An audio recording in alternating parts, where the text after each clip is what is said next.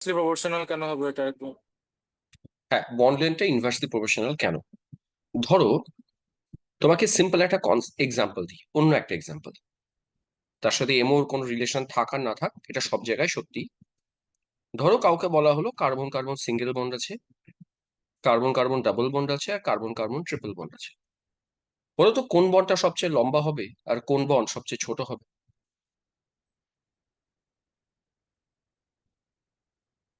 Carbon carbon বন্ডটা সব থেকে লম্বা হবে। তার মানে সিঙ্গেল বন্ডরা লঙ্গার হয়, ট্রিপল বন্ডরা সবচেয়ে শর্টেস্ট এদের মধ্যে। এর কারণ এটাই যে বন্ড অর্ডার যদি বেশি হয়, তোমরা পরে জানবে যখন আমরা অর্গানিক কেমিস্ট্রি পড়াবো, বা এখানেও তো হাইব্রিডাইজেশন আমাদের হয়েই গেছে।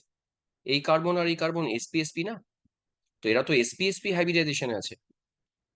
আর ডাবল বন্ড থাকা মানে ওটা sp2 হাইব্রিডাইজেশনে গেছে, আর এটা sp3 আছে। sp3 অরবিটালরা সাইজে সবচেয়ে বড়, তাহলে দুটো বড় বড় অরবিটাল যদি ওভারল্যাপ করে, 100% এদের মধ্যে বন্ড লেন্থটা বাড়বে। এই কারণের জন্যই বন্ড অর্ডার বাড়লে ওদের সাইজটা ছোট হয়। এই কনসেপ্টটাই আমরা এখানে কাজে লাগাই। এখানে বন্ড অর্ডার তুমি দেখবে যার যত বড় হবে তার বন্ড লেন্থ তত ছোট হবে। আর O2- কে সবচেয়ে লম্বা দেখিয়েছি তার কারণ তোমরা যদি ওর স্ট্রাকচারটা দেখো, পারক্সাইড দেখতে হচ্ছে এরকম। অক্সিজেন অক্সিজেন সিঙ্গেল বন্ড আছে, দুটোর মাথায় মাইনাস মাইনাস আছে। তো এখানে প্রচুর এই মাইনাসের মধ্যে রিপালশনও প্রচুর, ফলে বন্ডটা লম্বা বেশি। আর যেখানে ধরো ট্রিপল বন্ড আছে, মানে বন্ড অর্ডার 3 আছে, তো সেখানে তো অক্সিজেন অক্সিজেনের মধ্যে ট্রিপল বন্ড আছে। তো ট্রিপল বন্ড থাকলে কি করে তোমার ও লম্বা বন্ড হয়? ও তো ছোট। ওই জন্য বলি যে বন্ড অর্ডার যত বাড়বে সেই বন্ড লেন্থ তত কমবে, আর বন্ড অর্ডার যত ছোট হবে বন্ড লেন্থ তত বাড়বে। ওই কারণেই পারক্সাইডের বন্ড লেন্থটা সবচেয়ে লম্বা। আর দু একটা ট্রিক কি কোশ্চেন দেখাই, দেখি এই পার্টটা আমরা কনক্লুড করি। এখন ধরো কাউকে বললো ঠিক আছে আমাকে F2 এর এমোডায়াগ্রাম করে এর বন্ড অর্ডার রিপোর্ট করো। বা হয়তো কাউকে বললো না F2 দরকার নেই, চলো আমরা F2+ চাই। বা কেউ হয়তো বললো আমরা B2 2+ চাই। মানে এরকম যা ইচ্ছে প্রশ্ন কিন্তু দেয়া থাকতে পারে। তা আমরা এগুলোর জন্য একটা তো উপায় আছেই, এমোডায়াগ্রাম করে করে আমরা করতেই পারি। আরেকটা সহজ উপায় আমি তোমাদের শেখাই, সেটা ইলেকট্রন কাউন্ট করে করেও বোঝা যায়। চলো এক্সাম্পল দিই, ইলেকট্রন কাউন্ট করে বোঝানোর এক্সাম্পল দিই। তোমরা নাইট্রোজেনেরটা সবসময় খেয়াল রাখবে। নাইট্রোজেনের টোটাল নাম্বার অফ ইলেকট্রন 14টা থাকে, আর ওর বন্ড অর্ডার থাকে 3। এটাকে বেস ধরে নিয়ে যে কোনো সিস্টেমের বন্ড অর্ডার কি আছে ক্যালকুলেট করা যায়। চলো আমি একটা এক্সাম্পল দিচ্ছি। ধরো একটু আগে আমি অক্সিজেন তো করিয়ে দিয়েছি, অক্সিজেনটা না করে অন্য একটা আননোন করি। ধরো তোমাদের কেউ বললো আচ্ছা ফ্লুরিনের বন্ড অর্ডার কত হবে। এর হিসেবটা দেখো কিভাবে করি আমরা। তোমরা প্রথমে ইলেকট্রনের হিসেব করো। বলো তো F2 তে কটা ইলেকট্রন থাকে? আমি হিসেব করে দিই। এক 16 না 18। একটা ফ্লুরিনে ইলেকট্রন থাকে 9টা করে। তার মানে ফ্লুরিনের নিচে তো 9 থাকে না। একটা ফ্লুরিনে 9টা ইলেকট্রন থাকে। F2 তে টোটাল ইলেকট্রন থাকে হচ্ছে 18টা। আমার মনে হয় সৃজিতা 18ই বলেছিল, আমি শুনে এসেছি 16, 18টা। এবার নিয়ম কি, এই যে 18টা ইলেকট্রন নাইট্রোজেনের চেয়ে কটা বেশি আছে, তার মানে ইলেকট্রন সংখ্যা যাই বেরোবে তুমি তার কাছ থেকে 14কে বাদ দেবে, ব্যাস এটা আমাদের কাজ। তাকে আবার 2 দিয়ে ডিভাইড করবে। তাহলে 18 - 14 ডিভাইডেড বাই 2 কত হয়? 2 হয়। এর মানে নাইট্রোজেনের বন্ড অর্ডার যা ছিল, ফ্লুরিনের বন্ড অর্ডার তার চেয়ে এই সংখ্যাটা কমবে। নাইট্রোজেনের 3 ছিল, 3 থেকে 2 কমবে। ফ্লুরিনের বন্ড অর্ডার যদি এমোডায়াগ্রাম দিয়ে করো, সত্যি সত্যি 1 বেরোবে। মানে এটা একটা শর্টকাট বুদ্ধি। এটা আমি সবসময় ছাত্রদের বলি, এমসিকিউ দিলে এটা অ্যাপ্লাই করতে পারো। এটা 100% কেসে স্যাটিসফাইড, কোনো ভুল রেজাল্ট দেয় না। আমি আরো দু একটা মিলিয়ে দেখাই। এটা কখন অ্যাপ্লাই হবে জানো? বোরনের পর থেকে অ্যাপ্লাই হবে। বোরন থেকে নিয়ন পর্যন্ত অ্যাপ্লাই হয়। মনে করা যাক আমি অক্সিজেন প্লাসেরটা করতে চাই।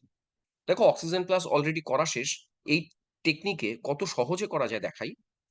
অক্সিজেন প্লাসের ইলেকট্রন সংখ্যা কটা আছে বুঝে নাও। নর্মাল অক্সিজেনের 16টা হয়, প্লাস আছে মানে 15। তাহলে নাইট্রোজেন থেকে কটা বেশি আছে বোঝো। তাহলে আমরা করব কি 15 - 14 ডিভাইডেড বাই 2, 0.5 বেরোবে। তার মানে অক্সিজেন প্লাসের বন্ড অর্ডার নাইট্রোজেন থেকে 0.5 কমবে। মনে রাখবেন নাইট্রোজেনের বন্ড অর্ডার হাইয়েস্ট, এর চেয়ে বেশি বন্ড অর্ডার কারো কোনোদিন হবে না। যাই হোক কমবেই কমবে। তো এর বন্ড অর্ডার 3 বেরিয়েছিল। অক্সিজেন প্লাসের 15 ইলেকট্রন আছে, তো 15 মাইনাস 14/2 করলাম, 0.5 আসে, 0.5 কমিয়ে দাও, 3 থেকে 0.5 কমিয়ে দিলে এর বন্ড অর্ডার 2.5। এবার তোমরা লক্ষ্য করো, খাতা আগের পেজগুলো উল্টাও, দেখো O2 প্লাসের বন্ড অর্ডার সত্যি সত্যি 2.5 বেরিয়েছিল। আমি স্যার আরেকটা এক্সাম্পল, স্যার তিনটা বন্ডের থেকে কি মানে তিনটা বন্ডের বেশি কোনোদিনও বন্ড হতে পারে না না? না হতে পারে না, তিনের বেশি বন্ড অর্ডার আসবে না ডায়াটমিকদের ক্ষেত্রে, হ্যাঁ। আচ্ছা, এবার আমি আরেকটা এক্সাম্পল দিই, দেখো আরো মজা লাগবে। আমি ধরা যাক O2 2 মাইনাস করলাম, দেখবে O2 2 মাইনাসটা এত তাড়াতাড়ি বেরোবে, বলো তো ইলেকট্রন কটা আছে, নিজেরা ট্রাই করো একবার, ইলেকট্রন কটা আছে? 18 স্যার। ভেরি গুড, ইলেকট্রন আছে 18টা। এবার আমার ওই টেকনিকটা অ্যাপ্লাই করি, হ্যাঁ। তাহলে 18 থেকে আমরা 14 কে বাদ দেব, ডিভাইডেড বাই 2 করব, কত হয় 2। এই 2 বন্ড অর্ডার কমবে, নাইট্রোজেনের চেয়ে কমবে, নাইট্রোজেন 3, 2 কমবে, এর বন্ড অর্ডার বেরোবে 1 হয়ে যাবে। 1 হয়ে যাবে। এবং তোমরা সত্যি সত্যি আগের পেজটা উল্টাও তো, দেখো তো O2 2 মাইনাস কত বেরিয়েছিল, 1 বেরিয়েছিল, O2 2 মাইনাস 1। আরেকটা এক্সাম্পলে যাই, চলো O2 2 প্লাসে যাই, ফাইন, এটা আরো ভালো এক্সাম্পল, O2 2 প্লাসে যাও, আগে ইলেকট্রন কাউন্ট করো, বলো ইলেকট্রন কাউন্ট কতগুলো হয়?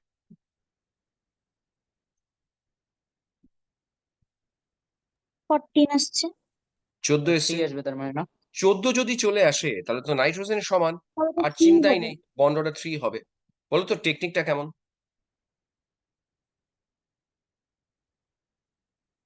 সোজা, ভালো স্যার। অনেক সোজা টেকনিক, এবং এতে এরার কম আসে। এই হচ্ছে আমাদের বন্ড অর্ডার। আচ্ছা, লাস্ট আমার প্রশ্ন উত্তর দিয়ে যাও, নিয়ন 2, বলো দেখি এর বন্ড অর্ডার কত আসবে?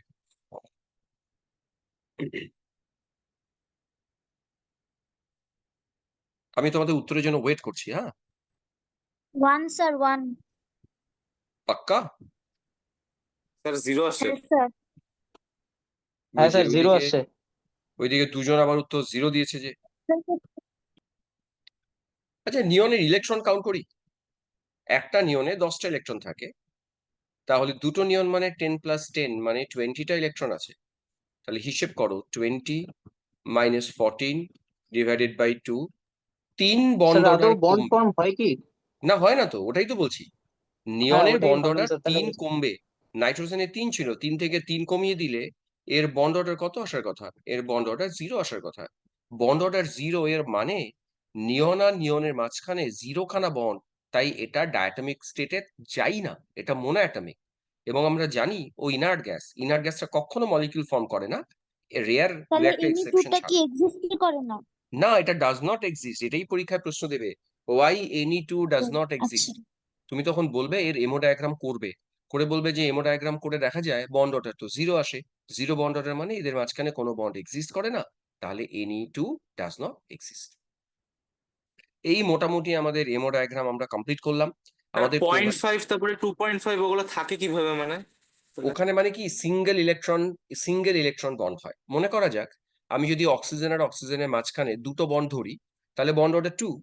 এবার যদি কখনো বলি না 2.5 বন্ড অর্ডার, এর মানে এই দুটোর মধ্যে একটা ইলেকট্রন বন্ড করেছে, দুটো ইলেকট্রন বন্ড করেইনি, ওই জন্য বন্ড অর্ডার 2.5। তার মানে একটা ইলেকট্রনই দুজনের মধ্যে শেয়ারিং এ থাকছে, ওই জন্য বন্ড অর্ডার 2.5। কারো যদি বন্ড অর্ডার 1.5 হয়, এর মানে বুঝতে হয় যে ওদের মাঝখানে একটা সিঙ্গেল বন্ড আছে, আর আরেকটা ইলেকট্রন দুজনের মধ্যে শেয়ারিং করছে, ওই জন্য বন্ড অর্ডার 1.5, এরকম ভাবে হয়। তো আমরা এই হলো এমও ডায়াগ্রাম, এই হলো কেমিক্যাল বন্ডিং। কেমিক্যাল বন্ডিং আমরা টোটালি শেষ করে দিলাম। এরপরে আমি চলে যাব আয়নিক বন্ডিং এ। আয়নিক বন্ডিং মোটামুটি আজকে যা সময় আছে এইটুকু সময় আলোচনা করে যদি নেক্সট দিন আলোচনা করি, তাহলে আমাদের টোটাল কেমিক্যাল বন্ডিং শেষ হয়ে যায়। আচ্ছা, আগের দিন আমি একটা পিডিএফ দিয়েছিলাম, তোমরা পিডিএফটা কমপ্লিট করো। নেক্সট দিন তো আমরা অফলাইনই করবো, তো নেক্সট দিন আমরা দেখে নেবো তোমরা হোমওয়ার্ক কি কি করেছো না করেছো সেটা দেখে নেবো। চলো এবারে হেডিং করো আয়নিক বন্ডিং। তা আয়নিক বন্ডিং করতে গেলে আমি আগে প্রথমে বেসিকটা বলি যে কারা কারা আয়নিক বন্ডিং করে। তোমরা বেসিক ধারণা সবার আছে, মেটাল আর নন মেটালরা জেনারেলি আয়নিক বন্ডিং করে। আমি পাশে কথাটা লিখে দিলাম, মেটাল নন মেটালরা জেনারেলি আয়নিক বন্ড করে। বলতো নন মেটালরা জেনারেলি কি বন্ড করে? আমি এখানে শুধু টাইপটা লিখেছি, কোভ্যালেন্ট। কোভ্যালেন্ট। কোভ্যালেন্ট। একদম ঠিক, এরা কোভ্যালেন্ট বন্ড করে। আর জানো মেটাল কি বন্ড করে? Metallic bond. বাহ, সুন্দর। মেটাল মেটাল বন্ড করে মেটালিক বন্ড। বাহ, এই উত্তরটা ভালো লাগলো, মেটালিক বন্ড। এবার বলো তো, নন মেটাল কোভ্যালেন্ট বন্ড করে আমরা জানি, এছাড়াও ওরা আরেকটা বন্ড করে, বলো দেখি সেই বন্ডটা কি বন্ড? কোঅর্ডিনেট। বাহ, কোঅর্ডিনেট। Very good. এরা এরা ছাড়াও এটা করে, কোঅর্ডিনেট বন্ড করে। আবার নন মেটাল মেটাল এরাও কোঅর্ডিনেট বন্ড করে। তা আমরা আজকে কোঅর্ডিনেট নিয়ে আলোচনায় যাব না, আজকে আমি শুধু আয়নিক নিয়ে আলোচনায় যাব, কোঅর্ডিনেট নিয়ে লাস্ট ডেতে আলোচনা হবে। এছাড়াও তোমরা দেখবে আরো দুটো স্পেশাল টাইপের বন্ড হয়, যেটা অলরেডি একটা বন্ড আমরা পড়িয়ে দিয়েছি, হাইড্রোজেন বন্ড, এটা আমাদের আলোচনায় আর আসবে না আজকে। আরেকটা বন্ড হয়, এটাকে বলে ভ্যান ডার ওয়ালস বন্ড। এই নামটা তোমরা শুনতেও পারো, নাও শুনতে পারো। এমনিতে ভ্যান ডার স্যার ওয়াল, হ্যাঁ বলো। স্যার ভ্যান ডার ওয়ালসের তো ওটাকে ইন্টারাকশন বলে না? হ্যাঁ, ওটা ইন্টারাকশন, ওটাকে অনেকে বন্ড বলে। এটা ভ্যান ডার ওয়াল অ্যাকচুয়ালি ইন্টারাকশন। অনেক বইতে বন্ডও লেখা থাকে। এটা কোথায় হয় জানো? মনে করো আমি একটা এক্সাম্পল দিই। ধরো আমি I2 মলিকিউলের কথা বললাম। তোমরা দেখবে I2 আর যদি Cl2 এবং যদি Br2 বলি, এরা প্রত্যেকে হোমোনিউক্লিয়ার ডায়াটমিক। তাহলে এদের মাঝখানে একরকমেরই বন্ড হয়, কোভ্যালেন্ট বন্ড। আর কিন্তু হাইড্রোজেন বন্ড বলো, আয়নিক বন্ড বলো, অন্য কোনো রকম বন্ডিং নেই। তার মানে Cl এর মধ্যে যেমন কোভ্যালেন্ট বন্ড আছে, তেমনি Br এর মাঝে কোভ্যালেন্ট বন্ড, এবং আইডিনের মাঝে কোভ্যালেন্ট বন্ড। অথচ যদি এদের তিনজনের ফিজিক্যাল স্টেট দেখো, এর ফিজিক্যাল স্টেট ক্লোরিন হলো গ্যাস, ব্রোমিনের ফিজিক্যাল স্টেট ব্রোমিন লিকুইড, আর আয়োডিনের ফিজিক্যাল স্টেটে যাও, আয়োডিন হয়ে যায় সলিড। এখন দেখো, যদি সমস্ত কিছু সেমই হয়, তাহলে আয়োডিন কি কারণে সলিড হয়? এর এক্সপ্লেনেশন দিতে গিয়ে ওরা দেখেছে I2 মলিকিউলের মাস খুব হিউজ।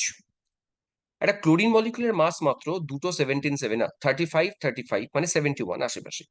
ব্রোমিনের মাস একটু হায়ার, আয়োডিনের মাস অনেকটা হায়ার। তো সায়েন্টিস্টরা দেখছে যাদের মলিকিউলার মাস বেশি, তারা নিজেদের মধ্যে একটা extra force of attraction show করে ডিউ টু দেয়ার হেভি মাস। ওই ফোর্সটাকে ওরা বলে ভ্যান্ডারওয়াল ফোর্স বা ভ্যান্ডারওয়াল ইন্টারাকশন। এটা যাদের মাস বেশি তাদের ক্ষেত্রে বেশি, যাদের মাস কম তাদের কম। কিন্তু আছে সবার মধ্যেই। যারাই মাস কন্টেইনিং স্পিসিস, তাদের মধ্যে এই ফোর্সটা অ্যাপ্লিকেবল। মাস বাড়লে এই ফোর্সটা বাড়ে। তার মানে ভ্যান ডার ওয়ালস ফোর্স মানে কিন্তু অ্যাজ সাচ কোনো বন্ডিং না। অ্যাটম টু অ্যাটম ওরকম কোভ্যালেন্টের মতন, আইনিকের মতন কোনো ইন্টারাকশন নেই, বন্ডিং নেই। কিন্তু যদি হিউজ মাস থাকে, তাহলে ওদের মধ্যে একটা ইন্টারাকশন হয়, that is called van der Waals interaction. এটা কোথায় কোথায় জেনারেট করতে পারে, তার জন্য আমি এখানে অনেকগুলো লিস্ট দিয়ে রেখেছি। এই লিস্টগুলো তোমরা একবার দেখবে, তাহলে বুঝতে পারবে কোথায় কোথায় ভ্যান ডার ওয়াল ফোর্সটা অ্যাক্টিং। তো এগুলো নিয়ে এখন আর আলোচনায় যাব না। আমি এবার মেন স্টার্ট করি আয়নিক বন্ডিং। আচ্ছা, প্রথমে আয়নিক বন্ডিং শুরু করার আগে আমার এখানে একটা জিনিস নোট দিয়েছি। এই যে অ্যামোনিয়াম হয় না, আমরা তো একটু আগে বললাম আয়নিক বন্ড বানাতে গেলে মেটাল চাই আর তার সাথে নন মেটাল চাই। যেমন সোডিয়াম ক্লোরাইড, এটা ionic compound, potassium chloride ionic compound, even যদি আমি বলি রুবিডিয়াম ক্লোরাইড, এটাও আয়নিক কম্পাউন্ড। অনেক অনেক বইতে অ্যামোনিয়াম ক্যাটায়নের সাথে যদি অ্যানায়ন দেয়া যায়, মনে করো আমি অ্যামোনিয়ামের সাথে ক্লোরাইড দিয়ে দিলাম, অ্যামোনিয়াম ক্লোরাইড, তোমরা জানবে অ্যামোনিয়াম ক্লোরাইডকেও কিন্তু আয়নিক কম্পাউন্ড বলে। যদিও আমরা একটু পরে দেখাবো অ্যামোনিয়াম ক্লোরাইডে টোটাল 3 রকমের বন্ডিং আছে। এর মধ্যে কোভ্যালেন্ট আছে, কোঅর্ডিনেট আছে, প্লাস আয়নিক আছে। তো এটা পরে আলোচনায় আসবে। আপাতত অ্যামোনিয়ামকেও আমরা মেটালের মতো করে ট্রিট করি, কারণ এর মলিকিউল গুলোও আয়নিক হয়। তো এবার এখানে একটা ছোট্ট প্রশ্ন আছে, বলছে which molecule contain ionic bond. এখানে একটা প্রশ্নটা একটু এরার আছে, হুইচ মলিকিউল অনলি কন্টেইন, কথাটা হবে অনলি। বলতো এদের চারজনের মধ্যে কার কাছে শুধুমাত্র আয়নিক বন্ডিং আছে? শুধুমাত্র না বললে বি এখানে নাম্বারটা, আরেকটা। স্যার হ্যাঁ, B B B. B B নাম্বারটা। বিতে দেখো রুবিডিয়াম আছে, rubidium purely metal, chloride purely non metal. তো এদের মধ্যে আয়নিক বন্ডিং তো আছেই। HCl এ কোভ্যালেন্ট আছে, এদের মধ্যে কোভ্যালেন্ট আছে, কোঅর্ডিনেটও আছে। আর যদি পটাশিয়াম হাইড্রোক্সাইড হতো, এর মধ্যে আয়নিক নেই সেটা আমি বলবো না, পটাশিয়াম আর হাইড্রোক্সাইডের মধ্যে আয়নিক থাকে। আর OH এর মধ্যে থাকে কোভ্যালেন্ট। যেহেতু বলেছি অনলি আয়নিক, তাহলে অ্যান্সার আমাকে রুবিডিয়াম ক্লোরাইডই দিতে হবে। এখানে একটা নোট দিয়েছি, বলছি ionic bond is formed due to the complete transfer of electron from metal to non metal. দেখো আয়নিক বন্ডিং যদি কেউ জিজ্ঞেস করে যে কি করে ফর্ম করে, তার জন্য আমরা NaCl এর ফরমেশনটা দিয়ে আয়নিক বন্ড ফরমেশনটা বোঝাই। তো NaCl এর ফরমেশনে যেতে গেলে একদম বেসিক জায়গা থেকে আলোচনা শুরু করা দরকার। তা আমি সোডিয়াম নিয়ে আলোচনা শুরু করি। বলতো সোডিয়ামের ফিজিক্যাল স্টেট কি? সোডিয়াম গ্যাস, লিকুইড না সলিড? আমি লিখিয়ে দিলাম সোডিয়াম সলিড। তো বাজারে যদি তোমরা সোডিয়ামকে কিনে নিয়ে এসে ভাবো NaCl আমরা বানাবো, তুমি দেখবে সোডিয়াম সলিড স্টেটে বিক্রি হয়। তো সলিড স্টেটে আমি আয়নাইজেশন এনার্জি পড়ার সময় বলেছিলাম, সলিড স্টেটে কেউ কখনো কম্পাউন্ড ফর্ম করে না। তা আমাদের একটা বেসিক কাজ হবে সোডিয়াম সলিড থেকে গ্যাসটা বানানো, এটা প্রিলিমিনারি কাজ। এখন সলিড টু গ্যাস এই কনভার্সন তো এমনি এমনি হয় না, আমাদের বাইরে থেকে এনার্জি দিতে হয়। ওই এনার্জিটাকে আমরা নাম দেই হিট অফ সাবলিমেশন, সিম্বলটা হবে প্লাস। ওরা তো প্লাস কেন দেয়? আমরা থার্মোডিনামিক্সে কখন প্লাস সিম্বল ইউজ করি আর কখন মাইনাস সিম্বল ইউজ করি, কারো আইডিয়া আছে? স্যার যখন এনার্জি যখন দেওয়া হয় আমরা যখন হিট সিস্টেমকে দেয়। এনার্জি প্রোভাইড করি সিস্টেমকে তখন। এনার্জি দেই। বাহ, তাহলে তোমাদের আমার কথাগুলো একদম স্পষ্ট মনে আছে। আমি বারে বারে বলেছি আমরা যদি এনার্জি দিই সেটা প্লাস দেব, আর সিস্টেম যদি আমাদেরকে এনার্জি ফেরত দেয় ওটা নেগেটিভ হবে। তো সাবলিমেশন এনার্জি আমায় দিতে হয় সলিড থেকে গ্যাস করার জন্য, আমি ওই জন্য প্লাস দিলাম। এবার সেকেন্ড কাজ, সোডিয়ামে যদি তোমরা ইলেকট্রনিক কনফিগারেশন দেখো দেখবে ওর 3s1 মানে ভ্যালেন্স শেলে একটা ইলেকট্রন আছে। তা আমি চাই কি যে সোডিয়াম গ্যাস থেকে একটা ইলেকট্রন বের করে একে ক্যাটায়নে কনভার্ট করো। এই প্রসেসেও আমাদেরকে এনার্জি দিতে হবে, ওই এনার্জিটাকে আমরা বলি আয়নাইজেশন এনার্জি, এটারও সিম্বল প্লাস দেয়া দরকার। তা যাই হোক, সোডিয়াম ক্যাটায়ন হিসেবে বানানো শেষ, ওর ইলেকট্রন আমরা তাড়িয়ে দিয়েছি। এবারে একই রকম ভাবে ক্লোরাইড ফর্ম করাতে হয়। এবার ক্লোরিন যদি বাজার থেকে কেনো, একটা সুবিধা কি ক্লোরিন না গ্যাসে থাকে, ফলে সলিড টু গ্যাস করার এক্সট্রা এনার্জি আমাদের লাগে না। কিন্তু সমস্যা কি ক্লোরিন মলিকিউল হিসেবে থাকে, এই মলিকিউলটাকে অ্যাটম করা দরকার। তা আমি কি করব, আমার 2 মোল দুটো ক্লোরিন অ্যাটম লাগে না, আমার একটাই লাগবে। আমি ওই জন্য হাফ মোল ক্লোরিন মলিকিউল নেব, নিয়ে ওকে আবারও এনার্জি দেব বন্ড ভাঙার জন্য, that is called dissociation energy. Half লেখার কারণ আমি যেহেতু হাফ মোল নিয়েছি ওই জন্য হাফ ডি, এখানেও সিম্বল প্লাস হবে কারণ এনার্জি আমরা দিচ্ছি। তো ডিসোসিয়েশন এনার্জি দিলে ক্লোরিনের মাঝে বন্ড ভেঙে যাবে, ভেঙে ক্লোরিন অ্যাটম তৈরি হয়ে গেল। তো প্রথম স্টেপ ডান, ক্লোরিন অ্যাটম তৈরি হয়ে গেছে। এইবার ক্লোরিন অ্যাটমে কে ইলেকট্রন দেব, দিলে Cl মাইনাস প্রডিউস করবে। আর এই প্রসেসের দরুন সিস্টেম এনার্জি ছাড়বে, আমাকে এনার্জি দিতে হয় না। তোমরা জানো কোনো স্পিসিস যদি ইলেকট্রন নেয়, নিয়ে নেগেটিভ চার্জ আয়ন বানায়, তাহলে এই প্রসেসে ও এনার্জি ছাড়ে, তার জন্য এনার্জিটা নেগেটিভ দেই, আর ওই এনার্জিকে বলে ইলেকট্রন অ্যাফিনিটি। তাহলে ভাবো 4টা এনার্জি ইনভলভ হলো, সাবলিমেশন এনার্জি দিয়েছি বলে প্লাস, আয়নাইজেশন এনার্জি দিয়েছি বলে প্লাস, ডিসোসিয়েশন এনার্জি এটাও দিয়েছি প্লাস, আর ইলেকট্রন অ্যাফিনিটি সিস্টেম রিলিজ করেছে তার জন্য এটা হয়ে গেছে মাইনাস। এবার লাস্ট স্টেপে ফেরো, সোডিয়াম প্লাস আর ক্লোরাইড জুড়বে। এরা দুজন যখন জুড়ে যায়, গ্যাসিয়াস আয়ন জুড়ে গিয়ে আমাদের সোডিয়াম ক্লোরাইড বানায়। মনে রাখবে সোডিয়াম ক্লোরাইড যখন তৈরি হয় ও কিন্তু আর গ্যাস হিসেবে তৈরি হয় না, ওটা সরাসরি সলিডে কনভার্ট হয়। তো মনে রাখবে দুটো গ্যাস মিলে যখন সলিড হয়, সিস্টেমটা অনেক বেশি স্টেবিলাইজ করে, ওর এনার্জি অনেক ডিক্রিজ করে, ফলে এই প্রসেসে সিস্টেম আবার হিউজ এনার্জি রিলিজ করে, that is called lattice energy, denoted by U. এর সামনে চিহ্ন হবে নেগেটিভ। বলতো ল্যাটিস এনার্জি অলওয়েজ কেন নেগেটিভে রিপ্রেজেন্টেড হয়? আনসার করো। ল্যাটিস এনার্জি, ওয়াই কারণ কি ল্যাটিস এনার্জি এনার্জি? রিলিজ হওয়ার জন্য। এনার্জি রিলিজ হচ্ছে জন্য, ফাইন, এনার্জি রিলিজ হলে নেগেটিভই হবে। এখন আমায় বলো, আমি যদি কাউকে বলি এখান থেকে শুরু করে সোডিয়াম ক্লোরাইড পর্যন্ত বানানোর জন্য আমরা কত এনার্জি দিলাম আর কত এনার্জি ফিরে পেলাম, এর একটা কি বলবো বেসিক কম্প্যারিজন করি। দেখো কত এনার্জি দিলাম, কত এনার্জি ফিরে পেলাম, তোমরা ভালো করে বুঝবে কিন্তু এনার্জি কি কি দিলাম। আমি সবার আগে এনার্জি দিলাম সাবলিমেশন এনার্জি, আর দিলাম আয়নাইজেশন এনার্জি। আচ্ছা তোমরা বলো তো কি কি এনার্জি দিলাম? আর তারপরে ডিসোসিয়েশন ইলেকট্রন এনার্জি। তার ডিসোসিয়েশন এনার্জি হ্যাঁ, ছিল। আর দিয়েছি আমরা ডিসোসিয়েশন এনার্জি। এই 3টে এনার্জি আমি দিয়েছি, তাই এই 3টে এনার্জির সামনে চিহ্ন হবে প্লাস। আর ফিরে পেয়েছি কি কি জানো? ফিরে পেয়েছি আমরা ইলেকট্রন অ্যাফিনিটি ফিরে পেয়েছি, আর ল্যাটিস এনার্জি ফিরে পেয়েছি। এই দুটো যেহেতু ফিরে পেয়েছি, এদের সিম্বলটা হবে মাইনাস। এবার মনে রাখবে, যে এনার্জি আমরা দিলাম, সিস্টেম যে এনার্জি আমাদেরকে ফেরত দিল, যদি এই ফেরত দেয়া এনার্জির ভ্যালু দেয়ার চেয়ে বেশি হয়, তাহলে ওই আয়নিক কম্পাউন্ডটা খুব ইজিলি ফর্ম করাটা প্রেফার করে। আমি এই জন্য এখানে একটা কন্ডিশন লিখেছি, যে আয়নিক বন্ড ফরমেশনের কন্ডিশন কি, net energy released should be greater than net energy absorbed. এই এনার্জিটা সিস্টেম অ্যাবজর্ব করে, এই এনার্জিটা সিস্টেম ফিরিয়ে দেয়, যদি ফিরিয়ে দেওয়া এনার্জি দেওয়ার চেয়ে অ্যাবজর্ব করার চেয়ে বেশি হয়ে যায়, তবে সেই আয়নিক কম্পাউন্ডটা সহজে ফর্ম করবে, আদারওয়াইজ ওই আয়নিক কম্পাউন্ড ফর্ম করবে না। পরীক্ষায় এই প্রশ্নটা তোমাদেরকে জিজ্ঞেস করবে, what is the primary condition for ionic bond formation? আমরা অ্যান্সার দেব, net energy released should be greater than the net energy absorbed. দেখো তো এইটুকু অব্দি ক্লিয়ার কিনা? আয়নিক বন্ডিং যদি না বুঝতে পারি তাহলে খুব একটা ভালো লাগবে না। হ্যাঁ, এটা একটু কনসেপচুয়াল, তো বুঝতে হবে সবাইকে। বলতো কি বললাম কথাটা আমরা? আয়নিক বন্ড ফরমেশনের কন্ডিশন কি? নেট সিস্টেম এনার্জি যে release energy should be greater বেশি দ্যান। হবে। হ্যাঁ, যে এনার্জি আমরা দিলাম আর যে এনার্জি পেলাম, পাওয়াটা বেশি হতে হবে দেয়ার থেকে। নেক্সট চলে আসো, বলছে হোয়াট ইজ ইলেকট্রোভ্যালেন্সি? ইলেকট্রোভ্যালেন্সি কাকে বলে? তো ইলেকট্রোভ্যালেন্সি নিয়ে বেশি কথা আমার বলার নেই। এখানে যদি অ্যালুমিনিয়াম অক্সাইডকে আমরা ডিসোসিয়েট করি, দেখো তোমরা ও ডিসোসিয়েট করে কি কি বানায়। ও অ্যালুমিনিয়াম 3+ বানায় আর ও 2- বানায়। তাহলে অ্যালুমিনিয়ামের মাথায় চার্জ যা আছে সেটা ওর ইলেকট্রোভ্যালেন্সি। এর মাথায় 3+ আছে, আমরা অ্যালুমিনিয়ামের ইলেকট্রোভ্যালেন্সি 3 বলবো। অক্সাইডের মাথায় 2- আছে, এর ইলেকট্রোভ্যালেন্সি 2 বলবো। তো এটা নিয়ে বিশেষ কথা বলার নেই, আমি ছেড়ে দিলাম। নেক্সট, সবচেয়ে ইম্পর্টেন্ট আজকের ক্লাসের এই জায়গাটা দেখো কি বলছে, factors favouring ionic bond formation. Ionic bond ফরমেশনের জন্য কোন কোন ফ্যাক্টরটা দায়ী, মানে কোন ফ্যাক্টরটা আয়নিক বন্ড ফরমেশনকে প্রেফার করে।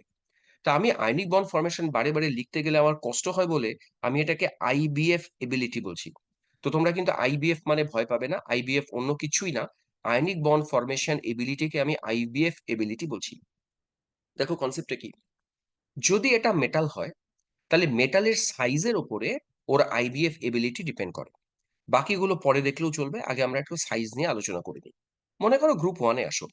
গ্রুপ 1-এ আমি যদি ডাউন দ্য গ্রুপ যাই, সবার ওপরে লিথিয়াম আছে, সোডিয়াম আছে, তারপর পটাশিয়াম, দেন হয় রুবিডিয়াম, তারপরে হয় ফ্রান্সিয়াম। তা ফ্রান্সিয়ামটাকে বাদ দেই, ওহো এটা ভুল করেছি, সিজিয়াম আছে। বলতো এদের মধ্যে সবচেয়ে সাইজে বড় কে আছে? যারা পিরিয়ডিক টেবিলের ক্লাসগুলো করেছো তারা সিজিয়াম। জানো, সিজিয়াম সিজিয়াম। মনে রাখবে, সিজিয়াম যেহেতু সবচেয়ে বড়, সিজিয়াম কিন্তু ইলেকট্রন সহজে ছেড়ে সিজিয়াম প্লাস বানাতে পারে। তার মানে ওর ক্যাটায়ন ফর্ম করাটা খুব সহজ হয়, তাই ওর আইবিএফ এবিলিটি এই বাকি মেটালগুলোর চেয়ে ভালো। আমি ওই জন্য বলেছি, যার আয়নাইজেশন এনার্জি যত কম, দেখো সাইজ বড় হলেই তো কম এনার্জিতে ইলেকট্রন বেরোবে, তাই সাইজ বড় হওয়া মানেই আয়নাইজেশন এনার্জি কম, তাই ওর আইবিএফ এবিলিটি অবশ্যই বেশি হবে। গ্রুপ 1-এ সিজিয়াম হাইস্ট। তুমি যদি গ্রুপ 2-তে যাও, দেখো আমি হাইস্ট কাকে রেখেছি, বেরিয়ামকে রেখেছি। গল্প কিন্তু একই, সাইজের গল্প। সাইজ বড়, আমি রিপিট করি আরেকবার তোমাদের কাছ থেকে শুনবো, সাইজ বড়, আয়নাইজেশন এনার্জি কম লাগে, ইলেকট্রন তাড়াতাড়ি বেরোয়, আইবিএফ এবিলিটি মেটালদের বেশি। চলো এই কথাটা আমি শুনতে চাই কারো কাছ থেকে। আইবিএফ এবিলিটি কিভাবে কার উপর ডিপেন্ড করছে ফর মেটাল?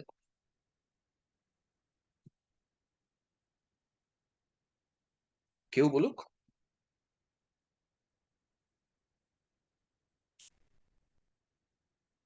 চলো আমি আরেকবার বলি, চলো এবার গ্রুপ 1 আর গ্রুপ 2-তে আসি। এদের দুজনের আইবিএফ এবিলিটি নিয়ে প্রশ্ন। ধরা যাক তোমাকে কেউ জিজ্ঞেস করলো সোডিয়াম এবং ম্যাগনেসিয়ামের আইবিএফ এবিলিটি। সিম্পলি অ্যান্সার দাও তো, সোডিয়াম ম্যাগনেসিয়ামের মধ্যে সাইজে ছোট কে বড় কে? আমি এর ইলেকট্রনিক কনফিগারেশনটাও লিখলাম। ম্যাগনেসিয়াম ছোট আর সোডিয়াম বড়। ব্যাস। তো সোডিয়াম যদি বড় হয়, এর কাছ থেকে ইলেকট্রন বের করা সহজ। সোডিয়ামের কম্পাউন্ড গুলো বেশি আয়নিক হয় কম্পেয়ার উইথ ম্যাগনেসিয়াম, তাই সোডিয়ামের আইবিএফ এবিলিটি ম্যাগনেসিয়ামের চেয়ে বেশি। সিম্পল সাইজ দেখবে আর বলবে। ইলেকট্রন কনফিগারেশনটাও বোঝা যায় এটা দিয়েও, 3s1 আছে, 3s2 আছে। 3s2 মানে ফুলফিল্ড আছে, 3s1 মানে ও ইলেকট্রন বের করতে চায় সহজে। সোডিয়ামের মেটালিক ক্যারেক্টার ম্যাগনেসিয়ামের চেয়ে বেশি, ওই জন্য আইবিএফ এবিলিটি গ্রুপ 1-এর গ্রুপ 2-র চেয়ে জেনারেলি বেশি হয়। আমি জানি তোমাদের খুব বেশি ডাউট এগুলোতে নেই। এবারে অ্যানায়নে আসো। অ্যানায়নে কিন্তু কেস আলাদা, সিচুয়েশনই আলাদা। কারণ কি জানো, অ্যানায়নরা আবার ইলেকট্রন ছাড়তে চায় না, ইলেকট্রন নিতে চায়। ফলে যে অ্যানায়ন সাইজে যত ছোট, সে অ্যানায়ন বানাতে চাইবে, তার আইবিএফ এবিলিটি বেশি। তাহলে ভাবো ক্যাটায়নের ক্ষেত্রে যা, ক্যাটায়ন বড় হলে আইবিএফ এবিলিটি বাড়ে, আর অ্যানায়ন ছোট হলে আইবিএফ এবিলিটি বাড়ে। গ্রুপ 17-এ চলে এসো। গ্রুপ 17-এ ফ্লুরিন আছে, ক্লোরিন আছে, ব্রোমিন আছে, আয়োডিন আছে। বলো স্মলেস্ট সাইজ এদের মধ্যে কার আছে? ফ্লোরিন। অবভিয়াসলি ফ্লুরিন আছে। তাহলে আমরা আইবিএফ এবিলিটি ফ্লুরিনের হাইয়েস্ট বলবো, তারপর ক্লোরিন, তারপর ব্রোমিন, তারপর আয়োডিন। সিমিলারলি দেখো গ্রুপ 16-এ যেটা লিখেছি কোনো এক্সেপশন নেই, গ্রুপ 15 কোনো এক্সেপশন নেই, এগুলো শুধুমাত্র সাইজ দেখবে আর এক্সপ্লেন করবে, নো এক্সেপশন। মানে আয়নিক বন্ডিংটা অনেক ইজি, এক্সেপশন কম, শুধুমাত্র লজিক দিয়ে দিয়ে দিয়ে হয়ে যাবে দেখবে। নেক্সট চলে আসো, আমি এখানে একটা জিনিস নোট দিতে বলেছি, star to the power infinity দাও। এটা আমাকে একটু এক্সপ্লেন করতে হবে। দেখো নোটে কি দিলাম, যদি প্রশ্ন করে স্টেবিলিটি অফ আয়নিক কম্পাউন্ড, আমি এবারে আইবিএফ এবিলিটি বলছি না, আয়নিক কম্পাউন্ডের স্টেবিলিটি বলছি, সেটা সরাসরি ল্যাটিস এনার্জির সাথে ডিপেন্ড করবে। ল্যাটিস এনার্জি যার বেশি তার স্টেবিলিটি বেশি। আর পার্সেন্টেজ অফ আয়নিক ক্যারেক্টার বা আইবিএফ এবিলিটি, এটা আবার ইলেকট্রোনেগেটিভিটি ডিফারেন্সের ওপরও নির্ভর করে। তো এই জায়গাটা আমাকে একটু এলাবোরেটলি, আচ্ছা আমি কি 10 মিনিট এক্সট্রা করতে পারবো ক্লাস? হ্যাঁ স্যার। আমি একটুখানি 10 মিনিট এক্সট্রা করি, তাহলে আমার অনেকটা এগিয়ে যাওয়া যাবে। কারণ কি মাঝখানে 10 মিনিটের একটা ব্রেক নিয়েছে না জুম, ওই জন্য আমি 10 মিনিট একটু এক্সট্রা করে নিচ্ছি। যাই হোক, রেকর্ডিং আছে, আপলোড হয়ে যাবে, যারা ক্লাস মিস করেছে তারা দেখে নেবে। দেখো কি কি বলছি এবারে, আমি দুটো প্রশ্ন বলছি। স্টেবিলিটি এক কথা, আইবিএফ এবিলিটি অন্য জিনিস। ম্যাক্সিমাম ছাত্র স্টেবিলিটি আর আইবিএফ এবিলিটিকে গুলিয়ে ফেলে, ওরা ভাবে না দুটো একই জিনিস, একেবারেই একই না, আলাদা। আমি এক্সাম্পল দিয়ে বিষয়টা এক্সপ্লেন করি। সবার আগে ল্যাটিস এনার্জিতে যাই। তোমরা আলাদা করে একটা পেজ নাও, সেখানে আলাদা করে একটু ল্যাটিস এনার্জি নিয়ে ডিসকাশনটা রাখো। দেখো ল্যাটিস এনার্জি কি জিনিস, আমি একটু আগে বললাম যে যখন কোনো একটা ক্যাটায়ন, অবশ্যই এটা গ্যাসিয়াস স্টেটে আছে, কারণ ক্যাটায়ন মানে সে কখনো অন্য স্টেটে থাকতেই পারে না, ও গ্যাসিয়াস স্টেটে থাকতে বাধ্য। আবার ধরা যাক একটা অ্যানায়ন আছে, সেও গ্যাসিয়াস স্টেটে আছে। এই দুটো অ্যানায়ন আর ক্যাটায়ন মিলে যখন সোডিয়াম ক্লোরাইডের ল্যাটিস বানায়, তখন তো এটা সলিড হয়। ওরা যতটা এনার্জি এই প্রসেসের দরুন রিলিজ করে, that is called lattice energy. আমি একটু আগে বলেও ছিলাম lattice energy denoted by U, চিহ্নটা মাইনাস কেন দিই, কারণ কি ও এনার্জিটা রিলিজ করে। এবার এক্সপেরিমেন্টে দেখা গেছে যে ল্যাটিস এনার্জিটা জেনারেলি ডিপেন্ড করে অ্যানায়ন আর ক্যাটায়নের চার্জের প্রোডাক্টের ওপরে। আমি এক্সাম্পল দিচ্ছি, চলো এক্সাম্পল না দিলে ক্লিয়ার হবে না। ধরা যাক আমরা সোডিয়াম ক্লোরাইড লিখলাম, ম্যাগনেসিয়াম ক্লোরাইড লিখলাম, এই দুটো নিয়ে ডিসকাস করি। সোডিয়াম ক্লোরাইডে ক্যাটায়নের চার্জ +1, অ্যানায়নের চার্জ -1। তাহলে জেড প্লাস আর জেড মাইনাসের প্রোডাক্ট কত? শুধুমাত্র আমরা ম্যাগনিটিউড নেব, ইগনোরিং দ্য সাইন। তো 1 × 1 মানে 1, অর্থাৎ এর জেড প্লাস জেড মাইনাসের প্রোডাক্ট 1।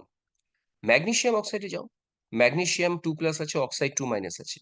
তাহলে এদের অ্যানায়ন ক্যাটায়নের প্রোডাক্ট কত হয় চার্জের? 2 × 2 4। এই ভ্যালু যার বেশি তার ল্যাটিস এনার্জি বেশি। তার মানে ম্যাগনেসিয়াম অক্সাইডের ল্যাটিস এনার্জি সোডিয়াম ক্লোরাইডের চেয়ে বেশি, অর্থাৎ M G O more stable than NaCl। Simple simple logic. আমরা ল্যাটিস এনার্জি দেখবো হাই কার, তার স্টেবিলিটি বেশি। আমি যদি এবারে অ্যালুমিনিয়াম নাইট্রাইডে যাই, চলো কম্পেয়ার করবো এবারে magnesium oxide with aluminium nitride. তোমরা আমায় বলো তো অ্যালুমিনিয়াম আর নাইট্রাইডের মাথায় চার্জ কত কত আছে? 3 + 3 - ভেরি গুড। দেখো ওরা দুজন উত্তর দিল, অ্যালুমিনিয়ামের মাথায় 3+ আছে, নাইট্রোজেন 3- আছে। আমি তো সিম্পলি প্রোডাক্ট করব, 3 × 3 মানে 9। ভাবো এর প্রোডাক্টের চার্জ আসলো 9, Z+Z-। তাহলে এদের তিনজনের মধ্যে অ্যালুমিনিয়াম নাইট্রাইডের ল্যাটিস এনার্জি হবে হাইয়েস্ট। ল্যাটিস এনার্জি ব্যাস, গল্পটা এইটুকুই। এখন প্রবলেম কখন আসে, আমি আরেকটা এক্সাম্পল দিয়ে প্রবলেম বোঝাই। ধরা যাক তোমাকে এবার ল্যাটিস এনার্জি কম্প্যারিজন করতে বললো সোডিয়াম ক্লোরাইডের সাথে পটাশিয়াম ক্লোরাইড। তোমরা বলো তো, আমি যদি সোডিয়াম আর ক্লোরাইডের এবারে ক্যাটায়ন অ্যানায়নের চার্জের প্রোডাক্ট করি, তাহলে এদের চার্জের প্রোডাক্টের ভ্যালু কত কত হয়? সোডিয়াম ক্লোরাইডে আসবে 1 × 1 মানে 1, পটাশিয়াম ক্লোরাইডে আসবে 1 × 1 মানে 1। তো ল্যাটিস এনার্জি যদি দেখা যায় যে আর যে প্রোডাক্ট সেম, তখন আমরা দেখব সাইজ। অ্যানায়ন আর ক্যাটায়নদের মধ্যে সাইজের ডিফারেন্সটা যার বেশি, সাইজের সাথে এরা ইনভার্সলি প্রপোর্শনাল। তুমি বলো তো, ক্লোরাইড তো সেমই আছে, সোডিয়াম আর পটাশিয়ামের মধ্যে সাইজে ছোট কে আছে? ব্যাস, শুধু গল্প এইটুকুই। সাইজে সোডিয়াম। ছোট যে আছে সোডিয়াম। সোডিয়াম, তাহলে সোডিয়াম ক্লোরাইডের ল্যাটিস এনার্জি পটাশিয়াম ক্লোরাইডের চেয়ে হায়ার হবে। তাহলে সামারি করি, সবার আগে ফোকাস করব Z+Z- এর উপরে। যদি দেখা যায় Z+Z- এর ভ্যালু বেশি, ল্যাটিস এনার্জি চোখ বন্ধ করে বেশি, সাইজ দেখার কোনো প্রশ্নই নেই। যদি দেখা যায় যে না, ল্যাটিস এনার্জির ভ্যালুটা সেম, মানে Z+Z- সেম আসছে, তখন তুমি সাইজ দেখবে, যার সাইজ ছোট তার ল্যাটিস এনার্জি বেশি। এবার বলো তো তাহলে, আমি যদি কাউকে প্রশ্ন করি, চলো তো ম্যাগনেসিয়াম অক্সাইডের সাথে আমি ক্যালসিয়াম অক্সাইডকে নিয়ে এদের দুজনের ল্যাটিস এনার্জি কম্প্যারিজন যদি করি কি দাঁড়াবে বলো এবারে? কার ল্যাটিস এনার্জি বেশি এদের দুজনের মধ্যে? স্যার এমজিও। এমজিও, very good. তাহলে এমজিও ল্যাটিস এনার্জি বেশি, কারণ কি ম্যাগনেসিয়ামের সাইজ তো ছোট, সাইজ ছোট হলে ল্যাটিস এনার্জি বাড়ে। বলো তো এইটুকু লাইন তোমাদের একদম ক্লিয়ার হয়েছে না? ল্যাটিস এনার্জি কি দেখে আমরা ডিসাইড করি? হ্যাঁ স্যার। স্যার অ্যানায়নটা যদি চেঞ্জ করি তাহলে কি সেম হবে? না, হ্যাঁ অ্যানায়ন চেঞ্জ করলে সেম হবে। মানে আমি এক্সাম্পলে আসছি, দেখো অ্যানায়ন ক্যাটায়নের গল্প এরকম আছে, তাকাও। আমরা প্রথমে ক্যালসিয়াম অক্সাইড আর ক্যালসিজিয়াম ফ্লোরাইড, এদের দুটো প্রশ্ন আছে আমার। এদের স্টেবিলিটি অর্ডারের প্রশ্ন, আইবিএফ এবিলিটির প্রশ্ন। আমি প্রথমে স্টেবিলিটি অর্ডার যাব, তোমরা আমার পয়েন্টগুলো শোনো। স্টেবিলিটি অর্ডার খুঁজতে গেলে আমায় খুঁজতে হয় ল্যাটিস এনার্জি। ক্যালসিয়ামের মাথায় 2+ আছে, অক্সাইডের মাথায় 2- আছে, সিজিয়ামের মাথায় একটা প্লাস, ফ্লুরিনের মাথায় একটা মাইনাস। বলো তো এদের দুজনের মধ্যে কার ল্যাটিস এনার্জি বেশি হওয়া উচিত? Calcium oxide. ব্যাস, দেখো উত্তর বেরিয়ে গেছে। আমি জানি সবাই পারে, কিন্তু সবাই উত্তর কেন দেয় না আমি জানি না। মাইক্রোফোন কিন্তু সবারই অ্যাক্টিভ আছে, শুধু কৌশিকই বাদ দিয়ে। কিন্তু বাকিরা কেন উত্তর দেয় না? ওরা কি পড়া বুঝতে পারে না, নাকি ভালো লাগছে না আমি জানি না। যাই হোক, ক্যালসিয়াম অক্সাইডের ল্যাটিস এনার্জি বেশি, তাহলে নিশ্চয়ই স্টেবিলিটি বললে ক্যালসিয়াম অক্সাইডের স্টেবিলিটি সিজিয়াম ফ্লোরাইডের চেয়ে বেশি। দেখো গল্পটা এইটুকু। এখন প্রশ্ন, যদি আইবিএফ এবিলিটি নিয়ে প্রশ্ন করি, মানে কে ভালো আয়নিক কম্পাউন্ড বানাতে পারে বা কোনটার আয়নিক ক্যারেক্টার বেশি, তখন ল্যাটিস এনার্জি দেখলে হবে না, তখন ইলেকট্রোনেগেটিভিটির ডিফারেন্স দেখতে হয়। দেখো সিজিয়াম ফ্লোরাইডে আসো, কারো আইডিয়া আছে সিজিয়াম আর ফ্লুরিনের electronegativity value according to Pauling কত হতে পারে? কোনো আইডিয়া? যদিও সবার ভ্যালু মুখস্থ থাকবে এরকম অনেক বেশি হবে না? ডিফারেন্স অনেক বেশি আছে। আমি একটা অ্যাপ্রক্স আইডিয়া দিই তোমাদের। ফ্লুরিনের পাউলিং স্কেলে ভ্যালু আছে 4, এটা সবাই জানে। সিজিয়ামের ভ্যালু আমার যেটুকু মনে পড়ে, আমার মনে অত পড়ছে না, আমার ধারণা টেন্টেটিভ 0.6 এর আশেপাশে আছে। তাহলে এদের দুজনের স্যার মানে ইলেকট্রোনেগেটিভ, ক্লোজ টু 4, হ্যাঁ হ্যাঁ, মানে এদের মানে দুজনের ডিফারেন্সটা ইলেকট্রোনেগেটিভিটি, প্রায় 4 এর কাছাকাছি। হ্যাঁ ডিফারেন্সটা প্রায় 4 এর কাছাকাছি আছে, মানে 3.4 এর কাছাকাছি। আর যদি ক্যালসিয়াম অক্সাইডে যাও, অক্সিজেনের ভ্যালু তো 3, ক্যালসিয়ামের ভ্যালু তাও নাই করে হলো 1 এর কাছাকাছি আছে। হ্যাঁ, তাহলে 1 হোক বা 0.8 হোক, এরকম কিছু কাছাকাছি আছে। তার মানে এদের ডিফারেন্স 2 এর আশেপাশে আছে। তো ইলেকট্রোনেগেটিভিটি ডিফারেন্স বেশি কোথায় পেলাম? আমরা সিজিয়াম ফ্লোরাইডে পেলাম। তাই সিজিয়াম ফ্লোরাইডের আইবিএফ এবিলিটি ক্যালসিয়াম অক্সাইডের চেয়ে বেশি, বা সিজিয়াম ফ্লোরাইড মোর আয়নিক দেন ক্যালসিয়াম অক্সাইড। তো এত সুন্দর লজিক হয়, যদি তোমরা লজিক গুলো বোঝো যে কোনটা কি দিয়ে খুঁজতে হয়, তাহলে কিন্তু প্রবলেম আর আটকানোর কথা না। স্টেবিলিটি বললে ল্যাটিস এনার্জি খুঁজবো, আইবিএফ এবিলিটি বা পার্সেন্টেজ আয়নিক ক্যারেক্টার বললে ইলেকট্রোনেগেটিভিটি ডিফারেন্স খুঁজবো। লাস্ট আর দুটো প্রশ্ন দিয়ে ক্লাস শেষ করবো আজকে। দেখো এই কথাগুলো আমার সব পরপর পরপর লেখা আছে, ল্যাটিস এনার্জি কার কার উপর ডিপেন্ড করে। এবার এই যে তিনটে এক্সাম্পল দিয়েছে, একটা সিলিকা, সোডিয়াম অক্সাইড আর সোডিয়াম ফ্লোরাইড, আমি ফটাফট চাইবো আগে তোমরা এদের মাথার উপরে চার্জ কার কত আছে লেখো, লিখে ল্যাটিস এনার্জি কার সবচেয়ে বেশি সেটা আমাকে রিপোর্ট করো ফার্স্ট।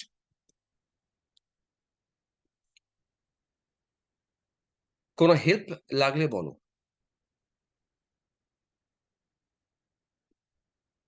চলো একটুখানি হেল্প।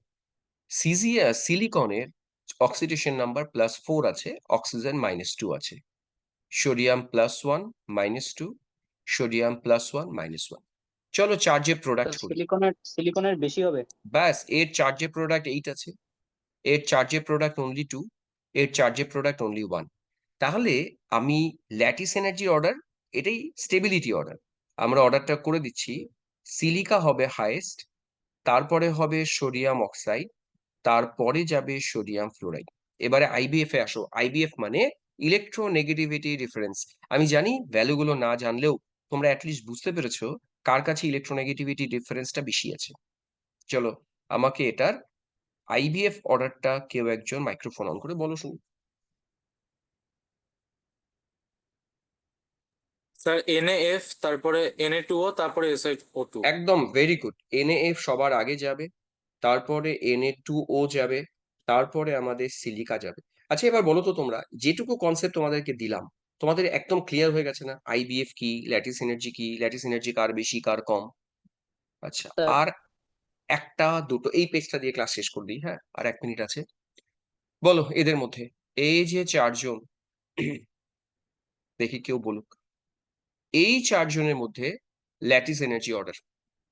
এখানে তোমরা লক্ষ্য করে দেখবে +1 -1 +1 -1, বাকিগুলো লিখলাম না। চার্জের প্রোডাক্ট সবার সেম আছে। চার্জের প্রোডাক্ট যদি সেম হয়, আমরা এবারে শুধুমাত্র সাইজ দেখবো সবচেয়ে ছোট কে আছে।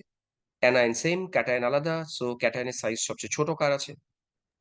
লিথিয়াম ফ্লোরাইড হবে স্যার সবার আগে। Very good. তাহলে লিথিয়াম ফ্লোরাইডের ল্যাটিস এনার্জি হাইয়েস্ট, দেন হবে সোডিয়াম ফ্লোরাইড, দেন রুবিডিয়াম ফ্লোরাইড, দেন সিসিয়াম ফ্লোরাইড। এটা ল্যাটিস এনার্জির অর্ডার। এবার বলো তো আইবিএফ অর্ডার কি হবে? এটা আমি লিখবো না।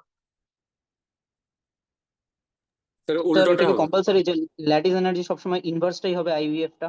একদম। এটা এই প্রশ্নটা কে করলো? আরমান করলে প্রশ্নটা? হ্যাঁ স্যার। আমি জানতাম আরমান এই প্রশ্নটা করবে। আরমান না কেউ করবে। আমি উত্তরটা দিই। আমি ইচ্ছে করে এমন 3টে এক্সাম্পল রাখলাম যেখানে ল্যাটিস এনার্জি আর আইবিএফ এর অর্ডার সবসময় উল্টো হচ্ছে, যাতে ছাত্ররা নিজেদের মধ্যে একটা ধারণা করে যে সবসময় কি উল্টোই হয়। প্রশ্নটা হবে না, উত্তরটা হবে না। এটা নেসেসারি না যে ল্যাটিস এনার্জি যা অর্ডার হয় আইবিএফ এর অর্ডার সবসময় তার উল্টোটাই হয়। সেমও হতে পারে। চলো পরের এক্সাম্পলটা দিয়ে চলে আসি। এখানে দেখবে ক্যাটায়ন সেম আছে, বাট অ্যানায়ন ডিফারেন্ট। এবারে ক্যাটায়ন অ্যানায়ন, এই অ্যানায়ন ক্যাটায়নের সাইজ তো সবচেয়ে ছোট ছোট। তো লিথিয়াম ফ্লোরাইডে ল্যাটিস এনার্জি হাইয়েস্ট। অ্যানায়নরা যত বড় হবে ল্যাটিস এনার্জি তত কমবে অবভিয়াসলি। তাহলে এর ল্যাটিস এনার্জির অর্ডার এটা হবে, লিথিয়াম ক্লোরাইড হবে, তারপরে লিথিয়াম ব্রোমাইড হবে, তারপরে লিথিয়াম আয়োডাইড হবে। এখন ইন্টারেস্টিং, এটা কার অর্ডার? এটা ল্যাটিস এনার্জির অর্ডার, ল্যাটিস এনার্জি অর্ডার এটা। চলো আইবিএফ এ আসি। Fluorine, chlorine, bromine, iodine. সবচেয়ে বেশি ইলেকট্রোনেগেটিভ কে? চলো আরমানি উত্তর দাও, সবচেয়ে বেশি ইলেকট্রোনেগেটিভ কে? Sir fluorine. ফ্লুরিন। লিথিয়াম সব জায়গায় সেম আছে, ফ্লুরিন সবচেয়ে বেশি ইলেকট্রোনেগেটিভ। তাহলে ইলেকট্রোনেগেটিভিটি ডিফারেন্স কার বেশি? লিথিয়াম ফ্লোরাইডেরই সবচেয়ে বেশি। তার মানে এই কেসটাতে ল্যাটিস এনার্জি যা অর্ডার ছিল আইবিএফ এর অর্ডার সেম আসবে। তোমরা এরকম কোনো রুল নিজেরা নিজেদের মতো করে বানাবে না যে ল্যাটিস এনার্জি আর IBF always same order follow করে। এটা ভুল। ল্যাটিস এনার্জি আর আইবিএফ উল্টো অর্ডার ফলো করতে পারে, সেমও ফলো করতে পারে, ডিপেন্ডিং অন সিচুয়েশন। সিচুয়েশন যেমন তার মতন করে হবে। লাস্ট প্রশ্ন, তাহলে পেজ শেষ, ক্লাস স্যার শেষ আজকে। অ্যানায়ন্সটা যদি এক থাকে, স্যার অ্যানায়ন্সটা যদি এক থাকে আর যদি ক্যাটায়ন গুলো যদি চেঞ্জ হয় তাহলে তো ওটা আমরা করতে তাহলে পারি। উল্টো হয়। হ্যাঁ, এই এই থাম্ব রুলটা বানানো যায়। যদি ক্যাটায়ন আলাদা হয় অ্যানায়ন সেম হয় তাহলে উল্টো হয়। আর যদি ক্যাটায়ন সেম হয় অ্যানায়ন আলাদা হয় তাহলে সেম ট্রেন্ড ফলো করে। যেমন পরেরটায় চলে আসো, দেখো পরেরটায় ক্যাটায়ন আলাদা অ্যানায়ন সেম। বলো তো কোনো কিছু না বুঝে এখানে ল্যাটিস এনার্জি আর আইবিএফ সেম ট্রেন্ড ফলো করবে না উল্টো ট্রেন্ড ফলো করবে?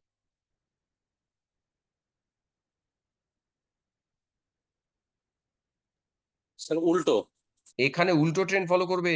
এখানে দেখবে ল্যাটিস এনার্জি যদি অর্ডার করি তাহলে অ্যালুমিনিয়াম ক্লোরাইডের ল্যাটিস এনার্জি হাইয়েস্ট, তারপরে ম্যাগনেসিয়াম ক্লোরাইড, তারপরে সোডিয়াম ক্লোরাইড। এটা ল্যাটিস এনার্জির অর্ডার। আর যদি আইবিএফ এর অর্ডার করো এর উল্টোটাই হবে। তো যাই হোক, এই হচ্ছে ক্লাস। চলো ক্লাস আমাদের স্টপ করতে হবে, টাইমও প্রায় শেষের দিকে।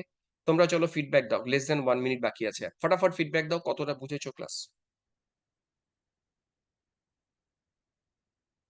পুরোটা বোঝা গেছে না ডাউট?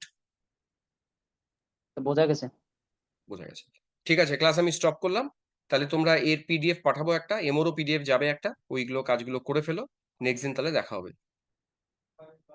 স্টপ করলাম।